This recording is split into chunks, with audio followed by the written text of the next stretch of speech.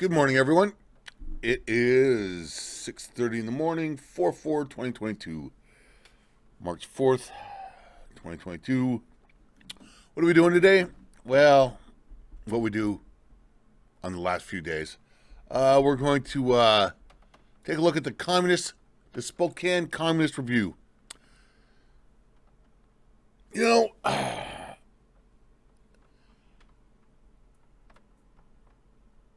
the process of getting better as an individual, whether it's alcohol, addiction, asshole, whatever your problem might be, being accountable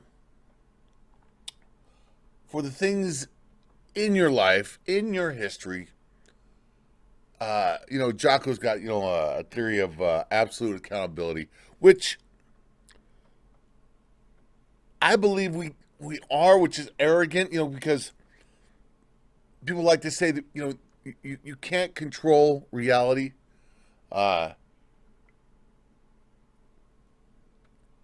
Too complicated, no free will.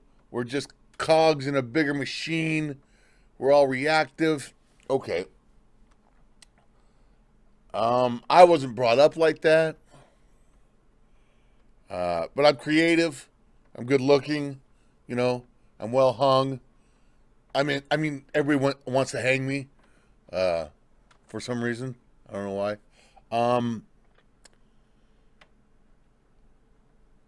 So I was brought up to believe, self-confidence, be creative, put in the work, try harder, whatever. But internally, even as a kid, I had the fantasies of free will and of I did know right and wrong, even though I was a bad kid. I think there's a difference between knowing you're doing something wrong and breaking the rules and hurting people and stealing from people and getting off on it. It wasn't like I never liked how I was hurting people. I never got I was just really selfish and such a dick that I just wanted to steal their car and have a good time. It wasn't like I was trying to. Half the time they didn't know I was stealing their car because I'd bring it back so I could go out next week and have a good time. I was never a predatorial criminal. I was a lawbreaker. I was a schmuck. I was a jerk, insensitive, but I didn't like hurting people. It wasn't something I wanted to do. And so I justified my actions like, well, it's just a car. It's just material. It's just stuff, Now, when you mature and grow up and it's your stuff that's being stolen and abused and blah, blah, blah, blah, blah, gives you a little more perspective. You start going, oh, yeah, that doesn't feel good. Oh, that fucking really sucks. And so that's not the ideal way of learning about honesty and stuff like that. But, I did eventually, I see why people hate me now. And I found different ways of making people hate me besides stealing their fucking car. And I stole a lot of them. Anyways, so I'm not a good person. We know that. Get back to I like talking about me. Spokesman review. What the fuck was I talking about there? Oh, yeah. Free will. Okay, so, yeah, I'm not sure that goes. I had a line of trajectory on this. Let's just try to get to it because fuck, I can go on. So I read some things today that are disturbing. Another kid got shot. They say it's gang violence. Could be teenage gang violence. I don't know how you can't crack down on that. Well, I kind of know because parents are shit nowadays. So I imagine New York, San Francisco, well, not San Diego, bigger Chicago. So, and yeah. So there's a lot of race baiters. Man, we get a little bit of race today too, but our children, middle class, suburban, white American,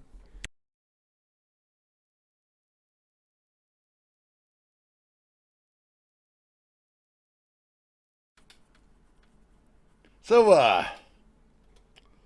my goddamn microphone is sensitive, and you'll hear this again, but I'm re-recording this because I'm trying to do a better job for you. All right, so what I was trying to say, I grew up on not gangster rap. Well, yeah, kind of. Well, yeah. So I was into rap really early, for all sorts of reasons.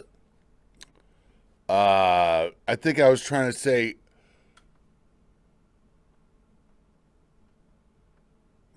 okay. The first exposure we had to like Crips and Bloods and serious African American gangster culture, because you got to remember Spokane has never been a very black city. Not because we're racist, but because we're in the northern hemisphere. We're up in the mountains. There just wasn't a lot of most of the migration went to Seattle, went down to L.A., went over to Chicago. Yeah, they just passed by us. If a great migration of African Americans ever to happen, if you watch the timelines of it, we just never had so that makes it difficult if you're a minority, even for a minority. But so we didn't have a real established black culture in Spokane, but and there were parts of this town that were racist. Don't get me wrong. But in the 80s and 90s,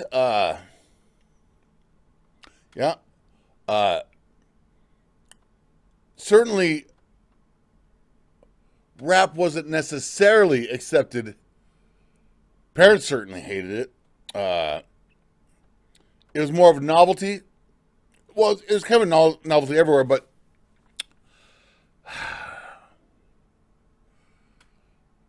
rap, R&B in the bigger urban areas was an expression of a reality that here in Spokane we didn't have. All right? We were posers, we were fakers, we wished we were cooler. That's why we listen to rap. Where, for some of the same reasons, that's why rap, but it's also, they were talking about a life they lived every day, a reality they knew. They were expressing their life. So it was hard for anyone to really get into it up here. Our first exposure to thug life or African American, because we had Hells Angels, we've had problems. Spokane's had problems with certain type of affiliates, certain type of groups that for a long time, because we're a rough and tumble town. But African American thug life, we didn't have any because we didn't have that many African Americans. So the first exposure we had to them were snitches and bitches from California that couldn't handle the heat in L.A., snitched on their buddy. Was the federal witness program. We'd get these guys that were kind of the worse than the gang members because they were too much of a pussy to handle it down there. So they told on their buddies. They came up here and tried to act cool because us white people were scared of blacks. I mean, most white people, if you're not exposed to any type of culture, that you're going to be scared of it because, whatever. These are the realities of life. But in the 90s, though, my generation began really accepting R&B and rap as a philosophy, as expression, and, very immaturely, we took on, my generation here in Spokane, boys and girls, men and women, as if we were gangster. And maybe we were, maybe we weren't, but we're probably posers. No one in Spokane, of my generation, had any real utility in becoming gangster except to look cool and play a role and play a part. There was no... The cops in Spokane have always been dicks. Actually, let me say, just, I was very impressed with them during the COVID. They backed the fuck off. They realized there are bigger shit happening. I felt, and I know I'm getting old and slow and less aggressive, but I felt like our police force we currently have, Spokane Police, I don't know about the Valley, I didn't go out there, did a real good job of just saying, okay, let's back off, lighten up, and only throw a few people down the stairs handcuffed every week. Whatever. So, but Spokane's cops have always been rough and tumble, if you know the history. I mean, since the 20s, since the 30s, because Spokane's always been a very independent, free-thinking, if you can make it here, you can make it anywhere. If you can't make it here, you're probably not making it anywhere. Individualism. And so, if you were a long-haired hippie freak in the 80s, listening to butt rock and fucking Slayer and fucking Iron Maiden, you're probably getting fucked with at a higher percentage. If you're poor, a little higher percentage. Shit, what was I? I was 17 years old. Me and my friend Mikey were driving along in my 1978 Diesel Rabbit. And I wasn't speeding. I had tabs. There was nothing wrong with my Rabbit. I know because, I didn't have a license. I had so many tickets by the time I was 17. But I got pulled over anyways. And so when the cop came up to my window, I'm like, and he started, do you have a license? I'm like, why'd you pull me over? At the end, because I was being, and the cop said, because every cop on the north side knows this little orange Rabbit doesn't have a licensed driver. That's illegal. Technically, kind of. You can't just pull a car over because you think, they can now, but back then it was. So anyways, I think it was about $45 in spray paint. That motherfucker turned blue overnight. Took him 3 months to figure it out. There's a natural tendency for any police force to use whatever knowledge they have, whether it's stereotypically true or false, and abuse it, overuse it, which, will subjugate any class or stereotype to more incarcerations than maybe is healthy for society. It's a complex subject. But what I'm trying to say, which I'm re-recording and not saying very well, is a lot of these gangster teenagers have loser parents that are my age that were gangster in the 90s and the 2000s, and they haven't grown up yet. I think it's kind of gross. It's funny because I don't consider somebody, if you in moderation drink around your kids and say you can't fuck with it until you're 21 and you drink responsibly, I'm probably okay with that. I don't drink anymore. I've never been a weed smoker, but all my friends are. If you smoke weed in moderation, I tell your kid you can't smoke until you're 18 because this is my house and you live under it. As long as you're in moderation and you're raising your kid right, I'm not against that.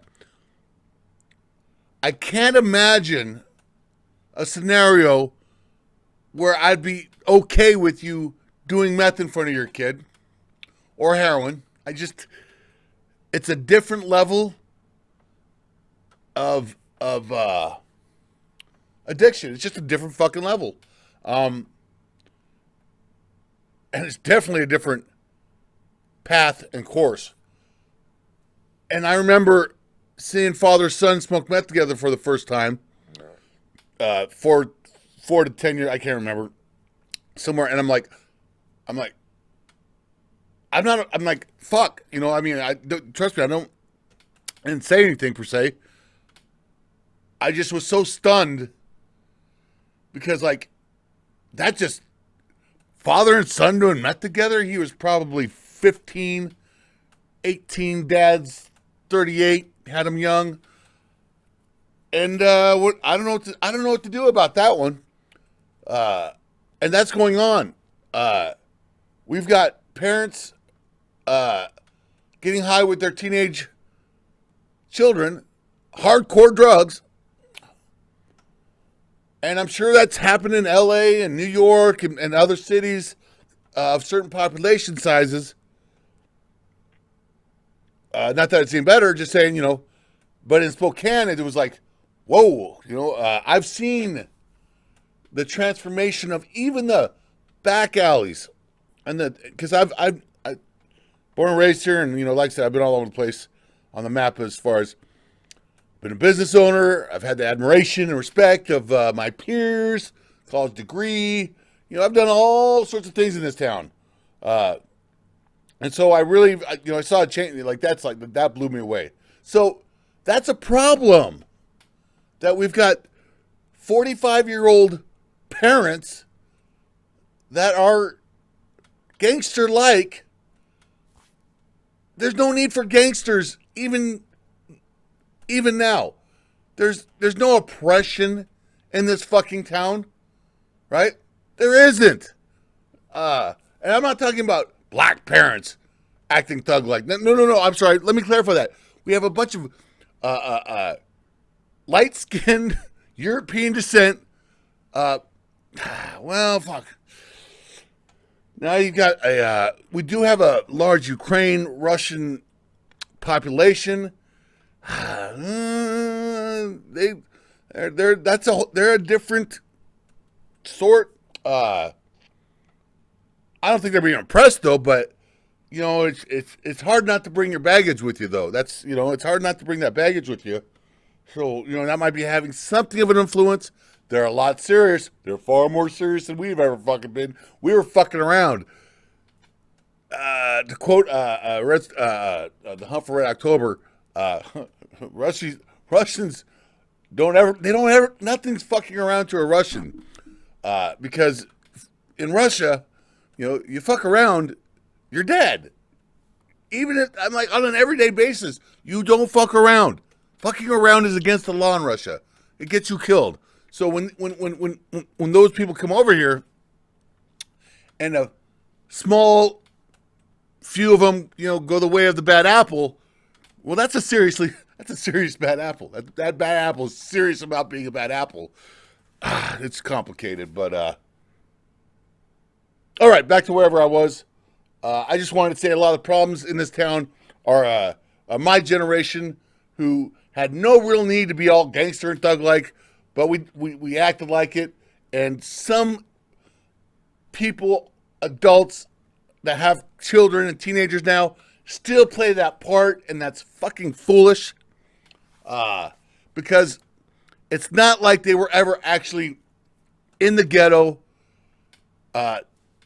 being oppressed, trying to make it because everybody else was slinging dope, and there's no really other way out of the ghetto except making it big with dope. Because that's really what gangs are about. Gangs are about not having community